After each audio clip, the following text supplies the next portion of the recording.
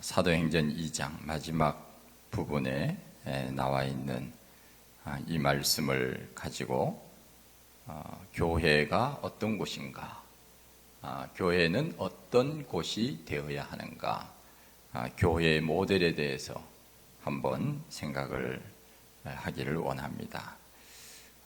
이 세상에는 교회가 많이 있지요.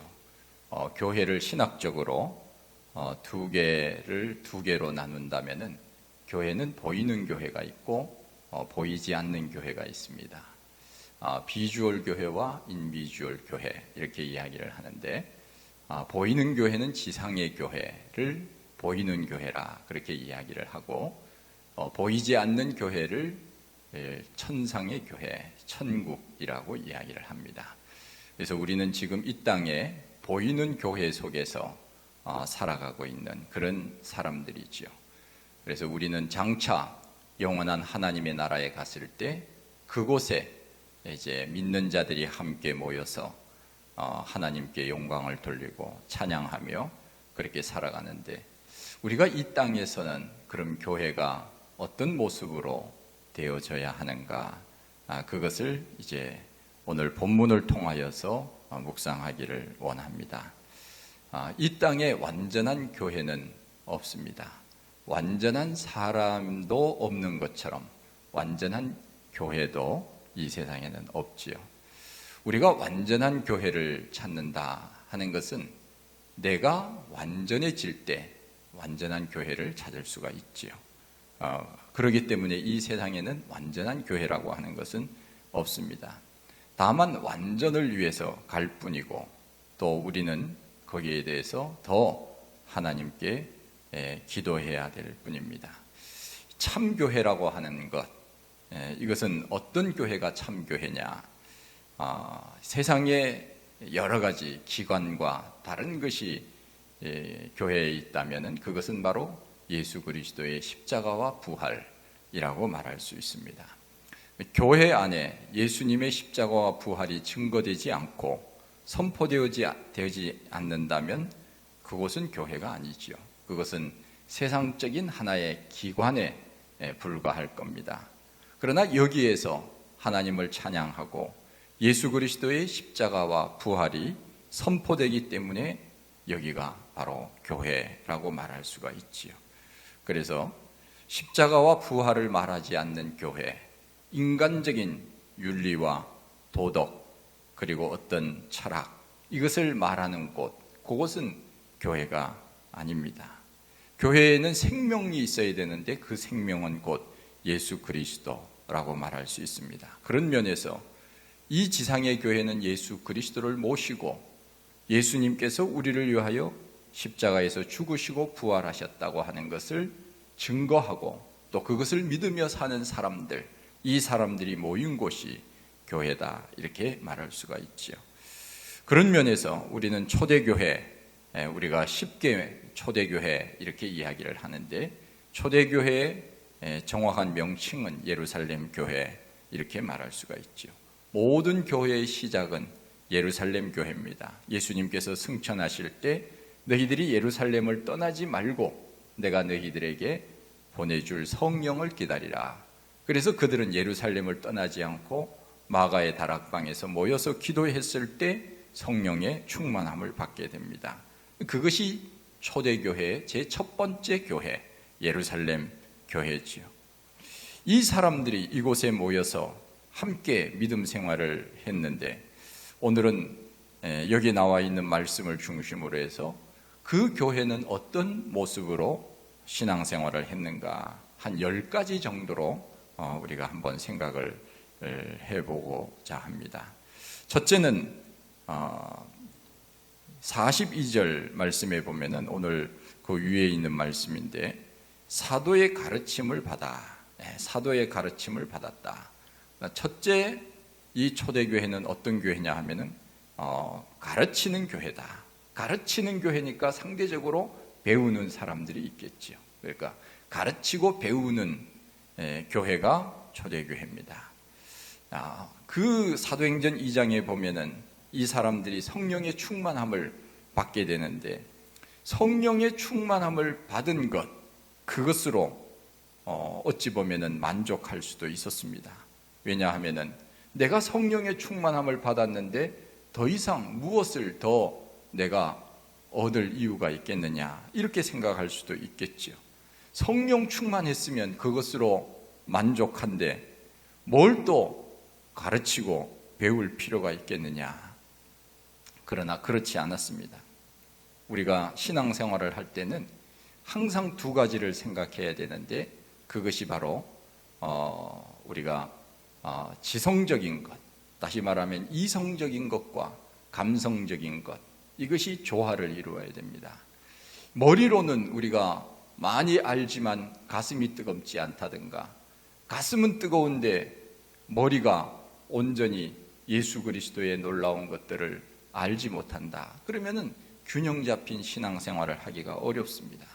그래서 우리는 항상 지성, 이성적인 것과 감성적인 것, 이 두 가지가 조화를 이루어야 온전한 그리스도인이 되는 거죠. 그래서 아는 것과 믿는 것이 온전히 하나가 되어 그리스도의 장성한 분량에까지 일어나니 하는 말씀처럼, 우리가 아는 것과 믿는 것이 온전히 하나가 될 때 성숙한 그리스도인이 되죠. 그런 면에서 초대교회는 어찌 보면은 감성적으로, 감정적으로는 뜨거운 성령의 충만함을 받았습니다. 그러면 그것으로 모든 것이 이제는 내가 신앙생활의 경지에 이르렀다, 이렇게 말하고 더 이상 배우려고 하는 것, 이것이 없어도 되지 않겠느냐, 그렇게 생각할 수 있지만 결코 그렇지 않았지요.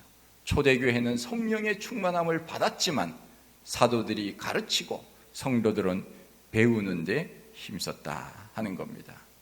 우리가 무엇을 배우려고 하지 않는다 하는 것은 바로 우리 마음속에 교만함이 있기 때문에 배우려고 하지 않습니다. 우리 사람은 끊임없이 배우는 존재지요. 내가 학교에 가서 꼭 배워야만 배우는 것이 아니고, 우리는 하루하루를 살아가면서 다른 사람을 통하여 배우게 되고, 어린 아이를 통해서도 우리는 배우게 되고, 우리가 배워야 될 대상은 이 세상에 얼마나 많이 있는지 모릅니다. 그런데 내가 마치 모든 것을 다 아는 것처럼 나는 안 배우겠어요, 나는 안 배워도 돼요, 이것은 교만이지. 성령 충만함을 받았다, 이것은 어찌 보면은 우리가 교만하게 생각하면 나는 하나님과 직통 계시를 받았으니 다른 것은 이제 필요가 없어, 이렇게 생각하고 그 뭘 배우려고 하느냐, 뭘 가르치려고 하느냐, 거기에 대해서 나는 관심이 없다, 이렇게 말할 수도 있지 않겠습니까? 그런데 초대교회 성도들은 그렇게 하지 않았지요. 초대교회 성도들은 영적인 충만함으로 가득 차 있었음에도 불구하고 그들은 감성적으로만 뜨거웠던 것이 아니고 이성적, 지적으로도 온전히 하나님을 알아가기 위해서 배우고 가르쳤다 하는 것입니다. 가끔씩 우리가 간증이라고 하는 그런 이야기를 하기도 하고 또 듣기도 하고 그럽니다. 그래서 간증이라고 하는 것, 이것은 상당히 조심해야 될 것, 이것이 간증이지요. 왜냐하면 간증이라고 하는 것은 주관적 체험, 이것을 이야기하는 것 아닙니까? 어찌 보면 간증을 통하여 많은 은혜를 받기도 하지만, 내가 어떤 일들을 간증할 때 항상 조심해야 될 것이 뭔가 하면은 성경을 무시하고 간증을 하는 것, 이것은 위험한 일입니다. 내가 어떤 것을 보았다, 경험했다, 이것은 좋지만 그것이 주관적인 것으로 내 신앙에 도움은 될 수 있지만은 그것이 객관화시키기에는 성경적 지식이 필요하다 하는 것이죠. 그래서 어떤 사람들은 간증을 하는 것을 보면은 너무 주관적인 것에 치우쳐져서 성경과는 전혀 먼 딴 세상의 이야기를 하면서 마치 그것이 기독교적인 신앙의 간증이라고 생각하고 그렇게 말하는 사람도 있어요. 그리고 간증을 또 자주 어느 교회에 이렇게 불려서 다니다 보면 나중에는 그 간증의 내용들이 많이 부풀려져 있습니다. 있지도 않은 이야기를 계속적으로 덧붙여서 사람들이 좋아하니까 그렇게 소설처럼 꾸며서 간증을 하는 그런 경우도 있지.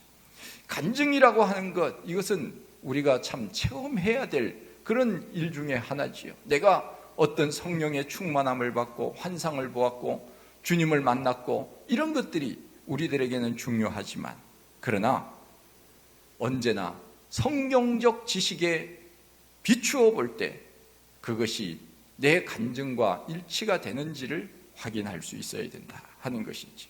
그래서 우리는 지적인 것과 감성적인 것이 조화를 이루지 아니하면은 자기가 체험한 개인적인 것을 마치 성경적 지식보다 더 우위에 두고 나는 더 이상 성경이 필요 없어 이러면서 신앙생활을 할 가능성도 있다는 거지. 내가 직접 주님을 눈으로 보고 환상을 통하여 주님이 계시해 주셨는데 이 성경이 무슨 필요가 있느냐, 그렇게 말하는 사람도 혹 있다고 하는 것이죠. 그런 면에 있어서 굉장히 위험하다는 겁니다.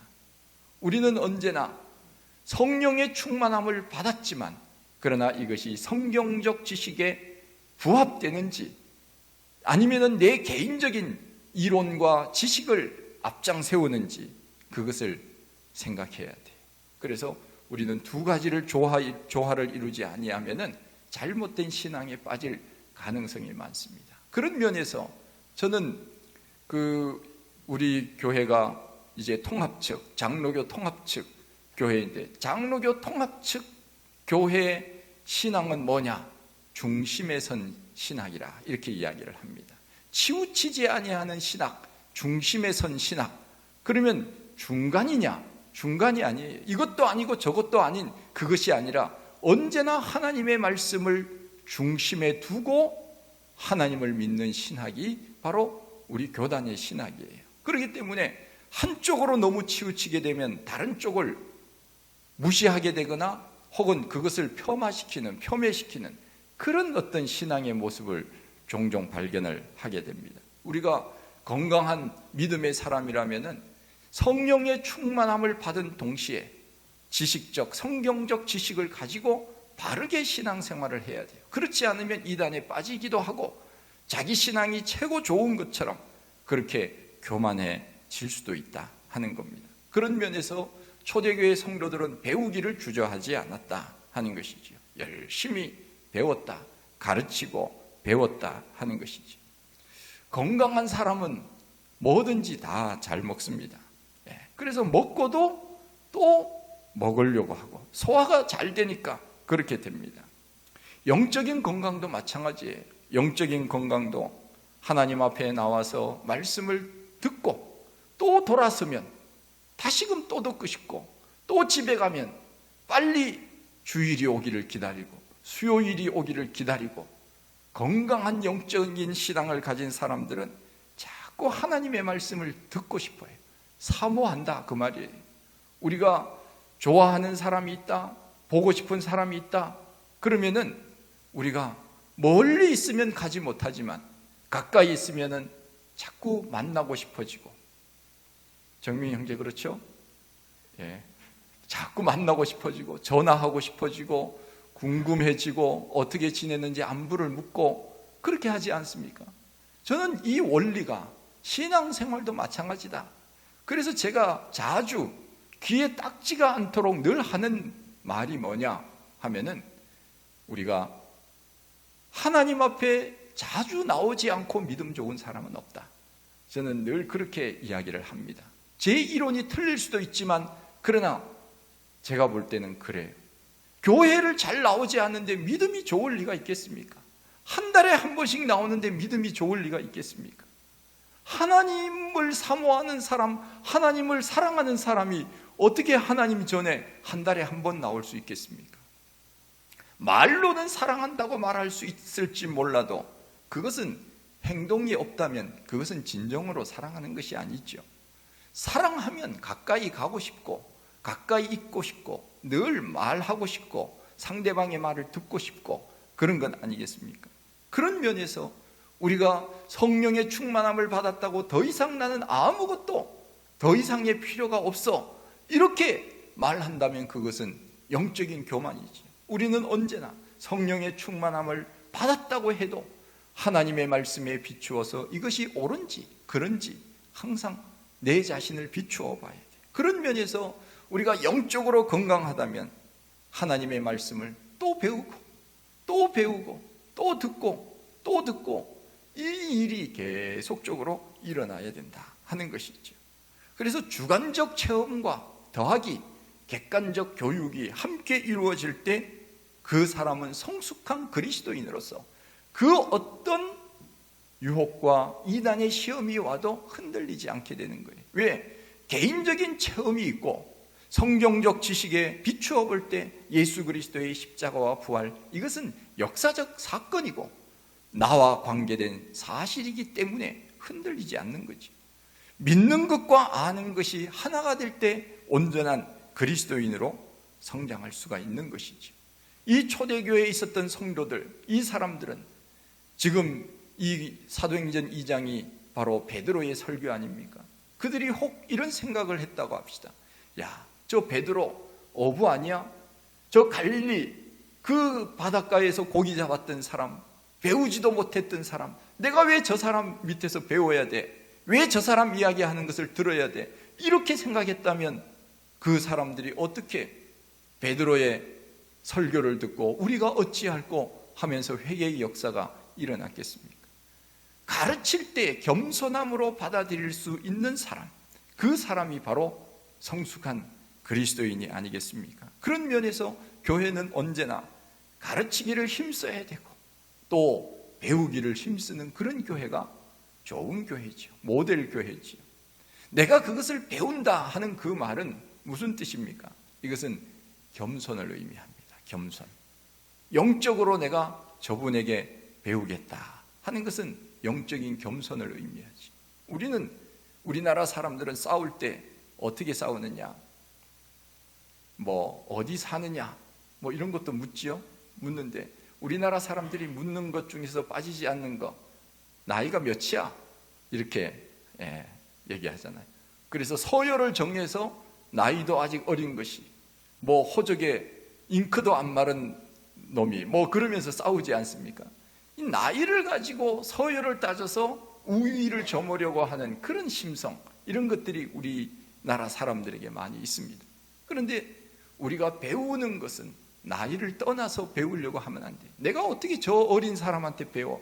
내가 어떻게 저 피레미 같은 사람 말을 들을 수 있어? 그러면 우리가 어떻게 젊은 교육자들, 그런 사람들에게 우리가 말씀을 들을 수 있겠습니까? 모든 것은 하나님의 말씀으로 받아들일 때 은혜가 되는 것이지, 내가 교만하여서 나는 저 갈릴리 어부와 같은 저런 무식한 사람의 말을 나는 들을 수 없다, 그렇게 했더라면 어떻게 은혜를 받을 수 있으며 성령의 충만함을 받고 회개의 역사가 일어날 수 있겠는가 하는 것이지. 그런 면에서 우리는 누가 이야기를 하든지 간에 늘 배우기를 힘쓸 수 있는 사람, 그 사람이 좋은 사람이고 성숙한 사람 아니겠습니까?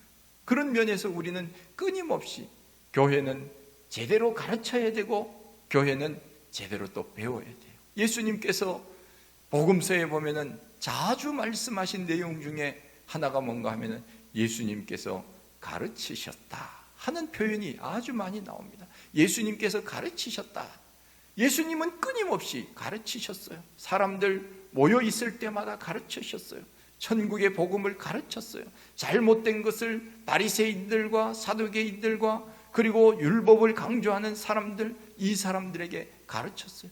왜? 올바로 가르쳐야 올바로 믿으니까 가르친 것이지요. 우리는 끊임없이 초대교회가 했던 배우고 가르치는 이 일들을 교회는 계속적으로 해야 돼요. 그 교회가 바로 초대교회였는데 그 초대교회의 모델을 우리는 닮아가야 된다 하는 것입니다. 그리고 42절 보면은 기도하기를 힘썼다 하는 표현이 있습니다. 두 번째는 기도하는 교회다.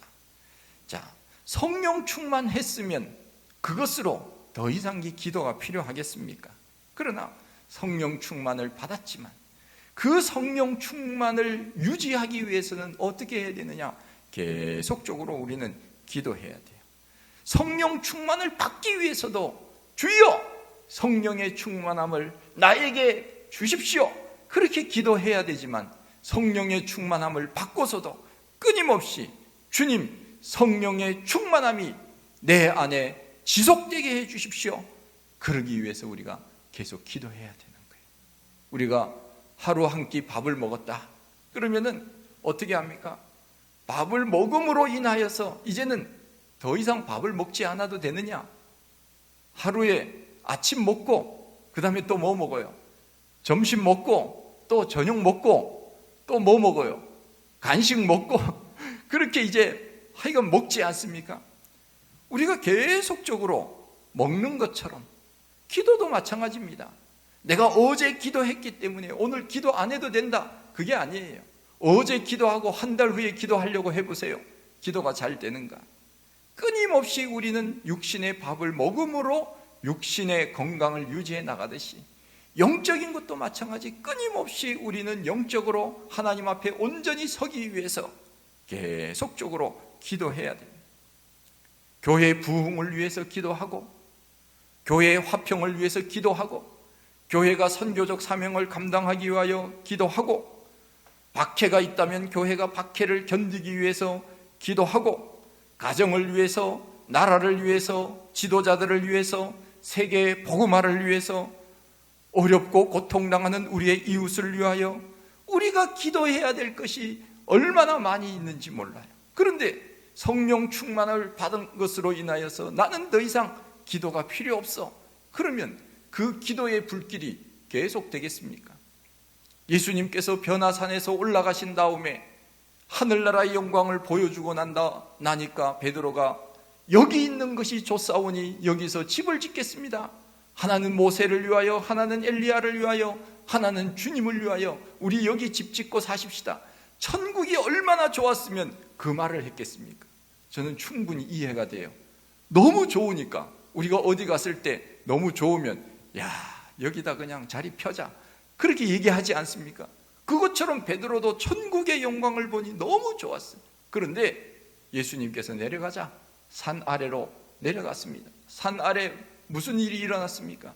귀신 들린 아이를 한 아버지가 데리고 왔는데 나머지 그 제자들이 고쳐달라 그러니까 못 고쳤어요.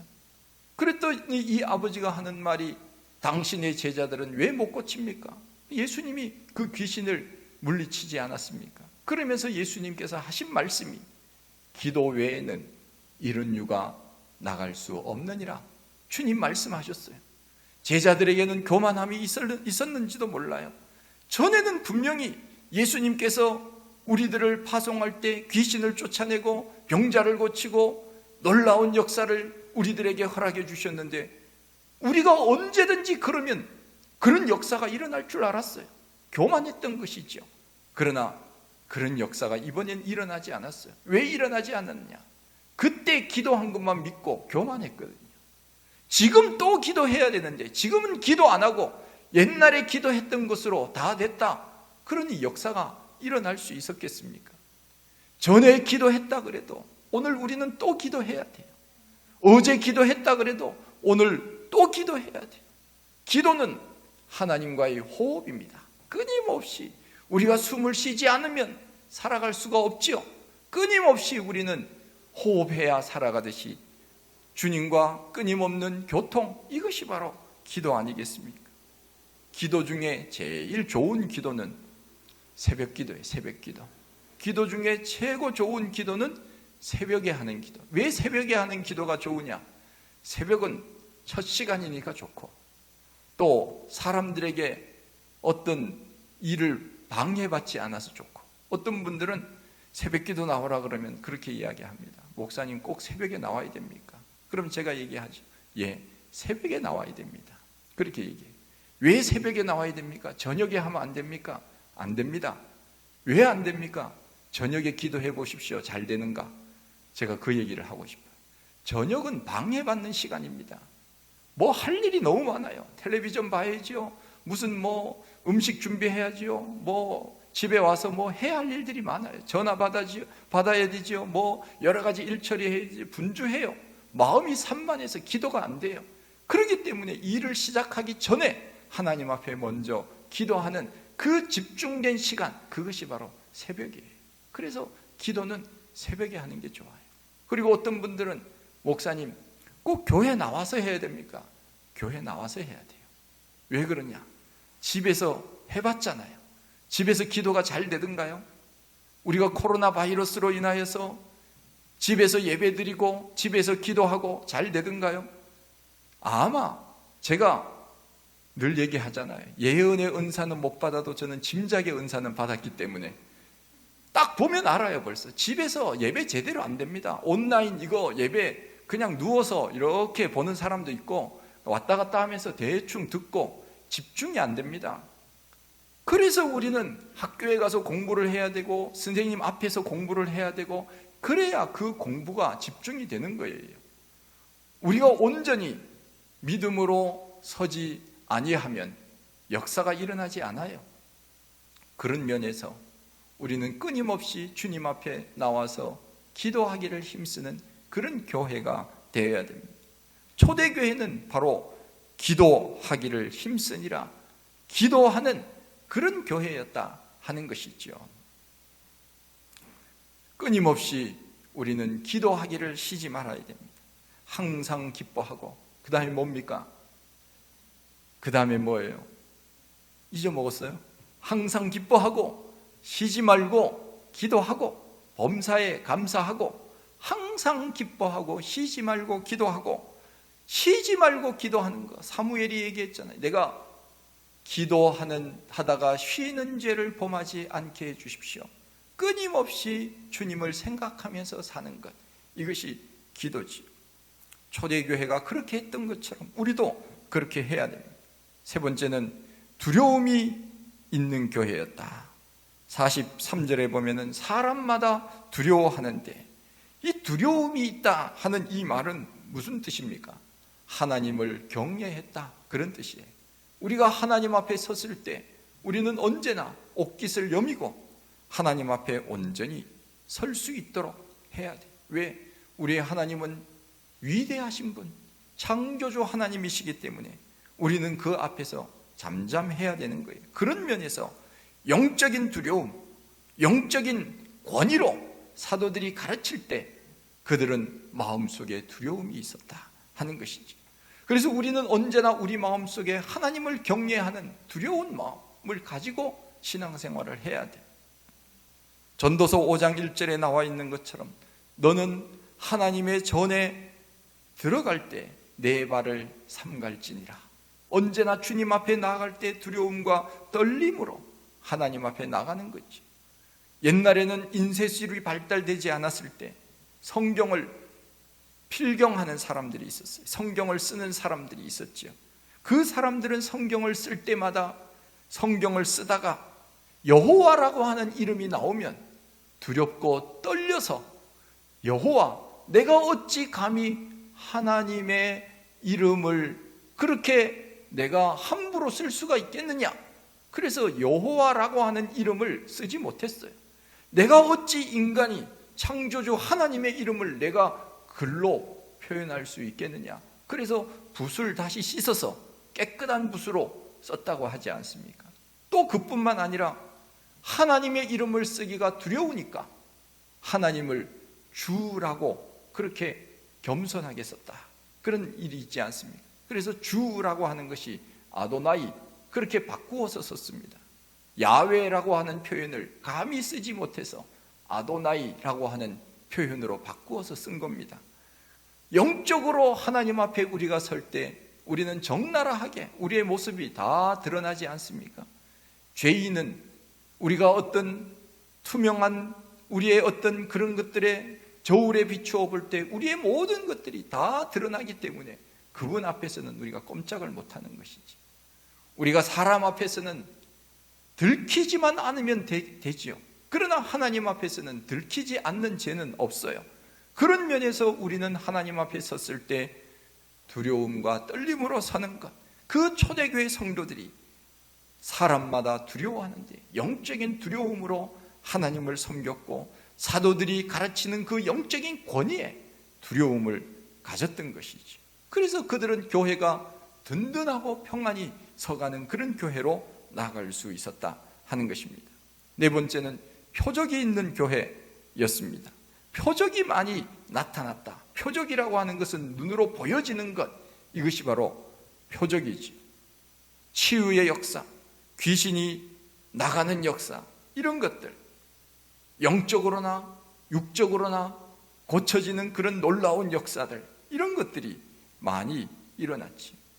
우리가 하나님을 의지하고 그 말씀 가운데 살아갈 때 사실 우리가 눈으로 확인되지 않은 놀라운 기적의 역사들, 이런 것들이 사실 많이 있지요.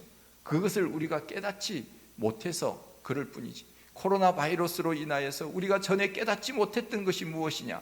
그것이 바로 하루하루 아무 일 없이 살아가는 것이 이게 기적이다. 우리가 그것을 발견하지 않습니까? 아는 사람만 알아요. 우리가 전에는 일상의 삶을 사는 것이 그냥 당연한 줄 알았어요. 그러나 지금은 가고 싶은 곳에 가지도 못하고 만나고 싶은 사람을 제대로 만나지 못하고 해외라든가 어디 여러 곳에 가고 싶어도 못 가고, 그러니까 우리는 하나님의 은혜를 늘 눈으로 사실 보고 있음에도 그것을 잘 못 보는 것이죠. 왜냐? 영적으로 우리가 우둔하고 미련해졌기 때문에 그렇습니다. 초대교회는 그와 같은 놀라운 역사들이 많이 일어났습니다. 병자를 고치고 또 귀신을 쫓아내는 그런 놀라운 역사들, 이런 것들이 많이 일어났죠. 그리고 표적이라고 하는 것이 치유의 표적만 있는 것이 아니에요. 망하는 표적도 있습니다. 망하는 표적을 통하여서 우리가 깨닫도록 만들어 주시는 것이죠. 망하는 것, 대표적인 사건이 바로 사도행전에 나오는 아나니아와 삽비라 사건, 눈으로 보게 해서 하나님이 살아계심을 보여주는 것 아닙니까? 이와 같은 표적을 통하여 우리가 어떻게 하나님 앞에 온전히 서야 되는가를 보여주는 표적, 그 망하는 표적을 통하여 깨달음을 주시는 거예요. 그것이 바로 아나니아와 삽비라에 대한 이야기입니다. 왜냐하면 교회가 온전히 건강하게 세워지도록 하나님이 원하시는 것이지요. 그래서 표적을 통하여 우리가 그 어떤 치유의 역사를 보여주시기도 하고, 망하는 표적을 통하여 우리가 깨닫도록 해서 교회가 온전히 질서 있고 아름다운 교회로, 건강한 교회로 나아갈 수 있도록 그렇게 만들어 주시는 거예요. 그래서 초대교회는 표적이 많이 일어나는 그런 교회였다 하는 것입니다. 다섯 번째는 나누어 주는 교회입니다.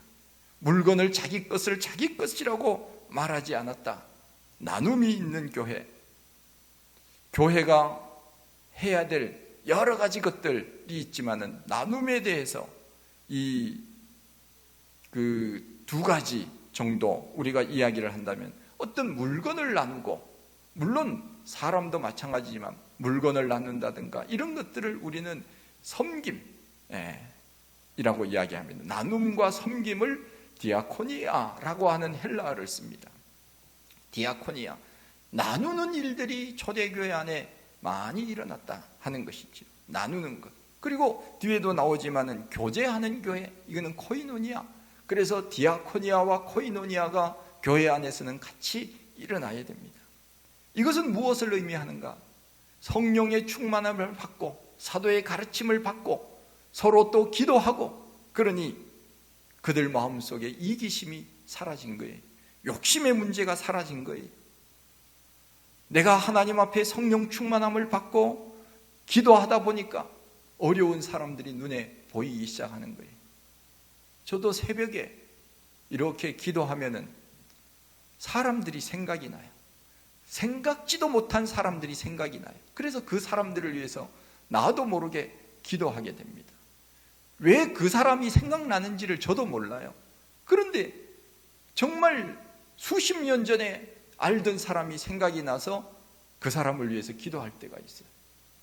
우리가 기도하다 보면 하나님이 우리들에게 생각을 주셔서, 내가 지금 그 사람을 위하여 기도하라고 그 사람을 생각나게 하시는구나.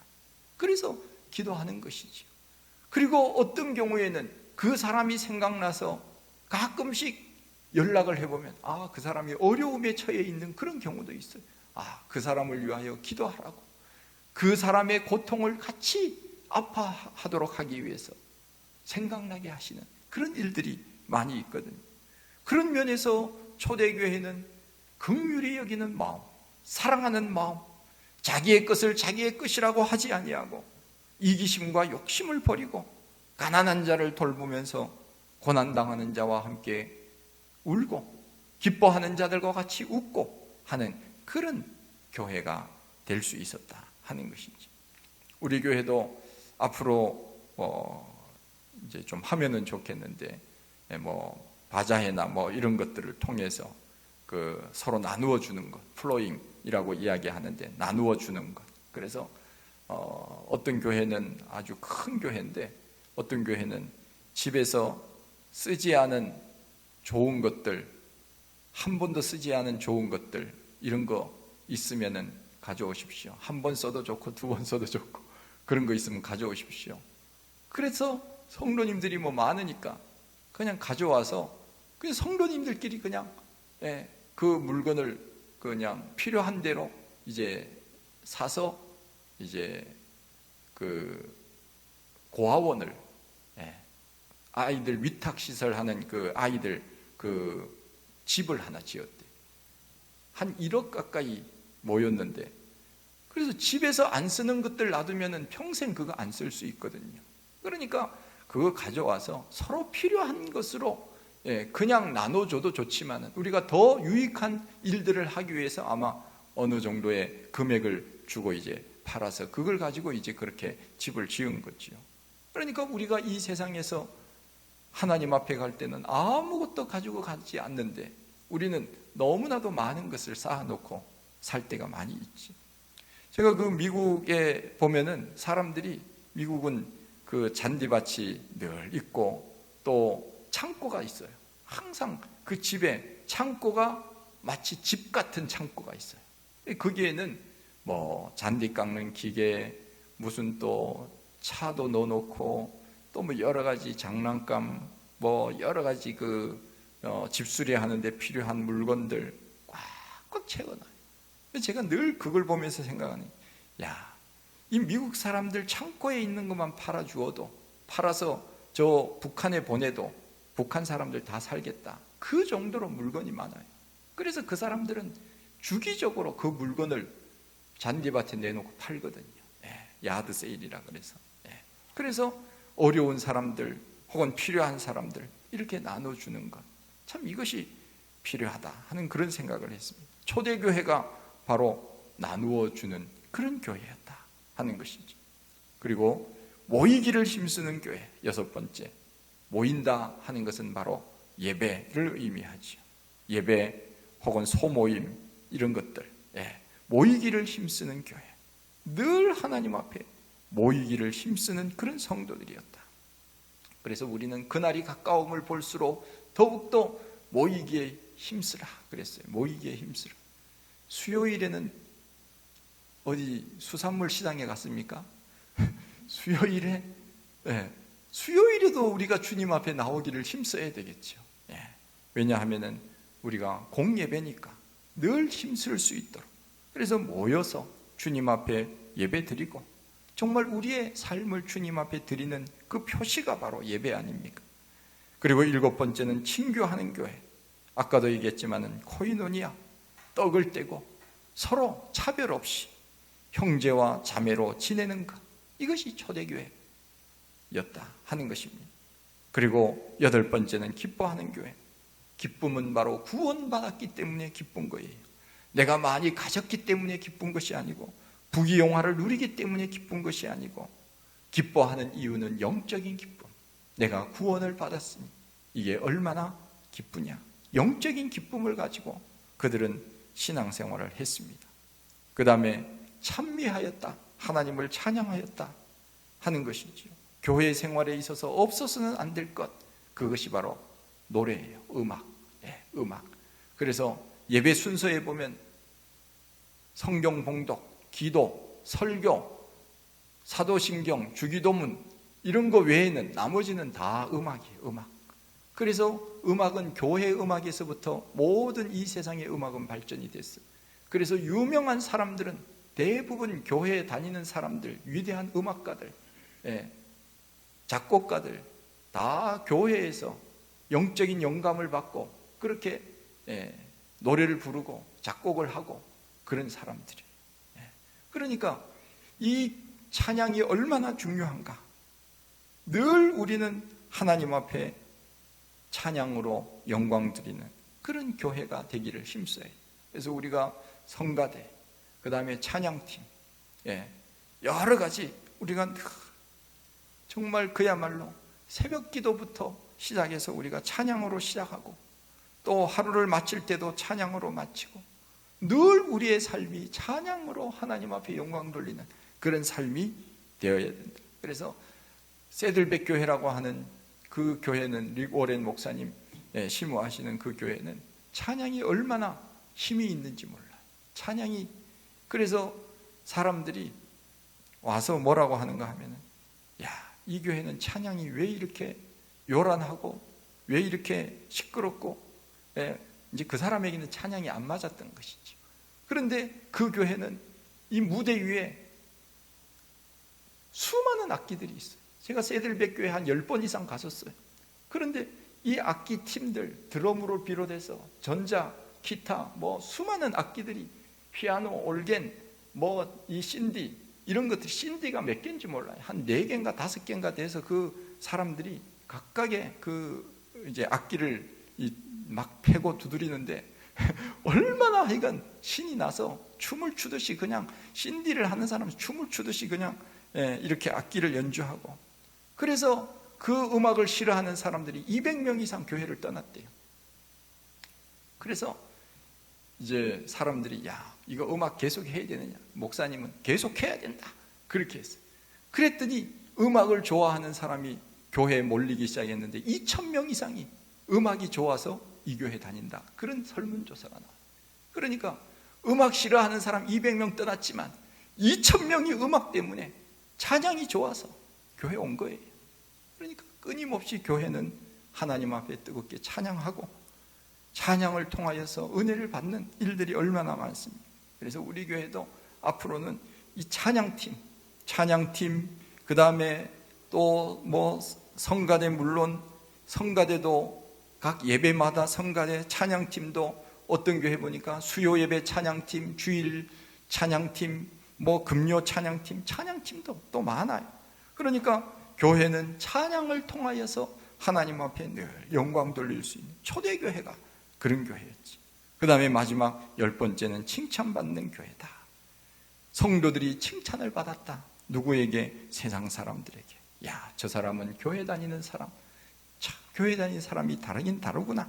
그러면서 하나님 앞에 그들이 이제 믿음 생활을 하면서 세상 사람들로부터 칭찬을 받는, 그러니까 교회가 건강하게 세워지고 믿는 사람들이 점점 더 많아지는, 구원받는 사람을 날마다 더하게 하시니라. 그래서 이 초대교회는 천국의 모델 교회예요. 천국에 가면 우리가 바로 이와 같이 살 거라고 하는 예고편을 보여준 모습이 초대교회, 이 모습입니다. 정말 10가지의 놀라운 역사들이 일어난 그런 교회. 그래서 우리 교회도 앞으로는 이 초대교회 4장 2장 42절 이하에 나와 있는 이 말씀을 가지고, 우리 교회도 어떻게 하면 이와 같이 나갈 수 있을까? 제가 늘 기도하고 또 마음속으로 생각하고, 또 사람들이 또 많아지면 어떤 모습으로 우리가 은사받은 대로 하나님 앞에 영광을 돌릴 수 있을까? 늘 그 생각을 지금 하고 있습니다. 그래서 우리 교회도 초대교회처럼 기도의 역사, 가르치고 배우는 말씀의 역사, 찬양의 역사, 서로 성도들 간에 교제하고 나누는 기쁨의 그러한 역사, 이런 역사들이 교회 안에 일어날 수 있도록 저도 기도하고 우리 성도들도 기도하고, 그렇게 해서 교회가 생동감 있는 그야말로 리빙 처치, 살아있는 그런 교회가 되도록 해야 되지 않겠습니까? 이것이 저만 해야 되겠습니까? 우리가 같이, 교회는 같이 벽돌을, 목사도 한 장 세우고 성도들도 한 장 올리고 또 올리고, 이렇게 해서 온전한 몸으로서 그 역할을 감당하게 되는 것이지요. 그래서 우리는 함께 마음을 모아서 초대교회 성도들이, 사도들과 성도들이 그렇게 한 마음이 되어서 하나님 앞에 영광을 돌렸던 것처럼 우리 교회도 그렇게 되기를 간절히 소망드립니다. 하나님 아버지, 크신 은혜와 사랑을 감사합니다. 오늘 이 저녁에 주님 앞에 나왔습니다. 초대교회 모습들을 저희들이 생각하면서 말씀을 나누었습니다. 하나님, 우리도 이와 같이 뜨겁게 신앙생활하고 지적으로나 감성적으로나 균형을 이루어 그 어떤 위험과 고난과 박해가 있어도 흔들리지 않고 믿음 지켜 천국의 모델 교회로서 이 땅에서 기쁨을 누리며 살아갈 수 있는 우리 모든 성도들이 다 되게 하여 주시옵소서. 감사합니다. 예수님 이름으로 기도하옵나이다. 아멘. 324장입니다.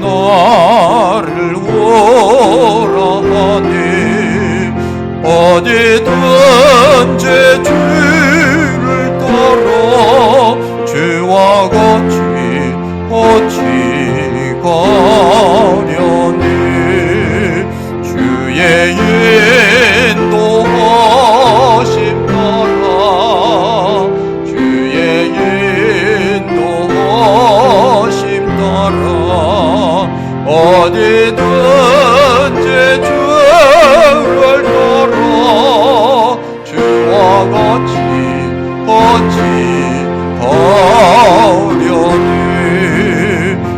겟세마네 동산까지 주와 함께 가려니 피땀 흘린 성산까지 주와 함께 가려니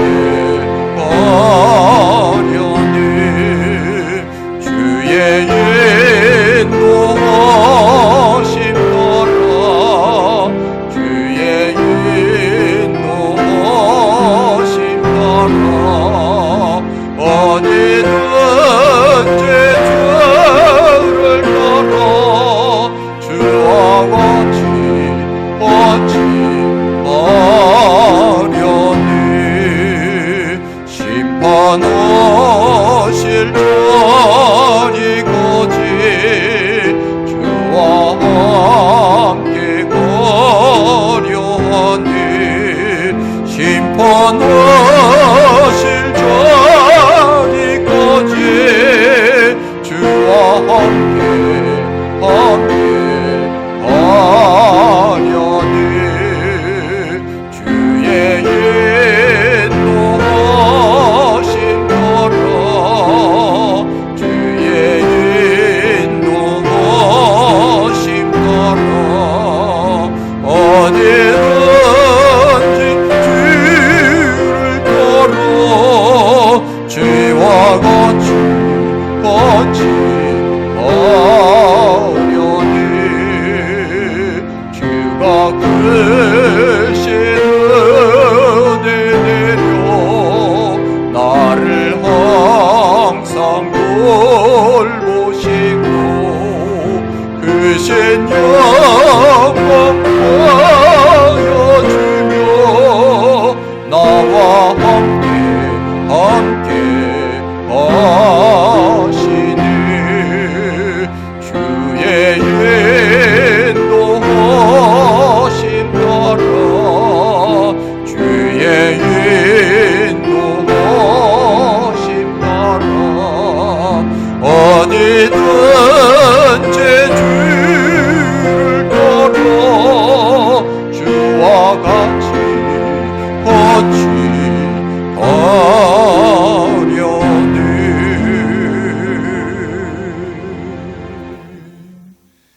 우리 기도 제목 다 같이 읽도록 하겠습니다. 예배드리는 이곳에 주님의 영광이 나타나게 하소서. 세동산교회가 이웃을 잘 섬기며 주님의 지상 명령인 복음을 전하는 교회로 쓰임받게 하소서. 우리의 자녀들이 새동산 교회에 와서 믿음으로 꿈을 키우게 하소서. 성가대와 찬양팀이 세워져서 예배의 활력이 넘치게 하소서. 지구상의 코로나 바이러스가 완전히 소멸되어 일상의 평안을 누리게 하소서. 목장 모임이 활성화되고 목장을 통해 성도들의 교제가 풍성케 하소서. 난타 교실을 통해 이웃의 다음 세대를 섬길 수 있게 하소서. 교회에서나 사회에서나 그리스도인으로 빛과 소금으로 살게 하소서. 기도하고 모이기를 힘쓰던 초대교회의 부흥의 역사가 우리 교회에 나타나게 하소서. 예수님 이름으로 기도합니다. 아멘.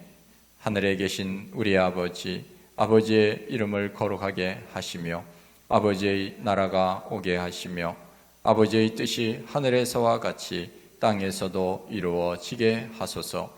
오늘 우리에게 일용할 양식을 주시고 우리가 우리에게 잘못한 사람을 용서하여 준 것 같이 우리 죄를 용서하여 주시고 우리를 시험에 빠지지 않게 하시고 악에서 구하소서. 나라와 권능과 영광이 영원히 아버지의 것입니다. 아멘.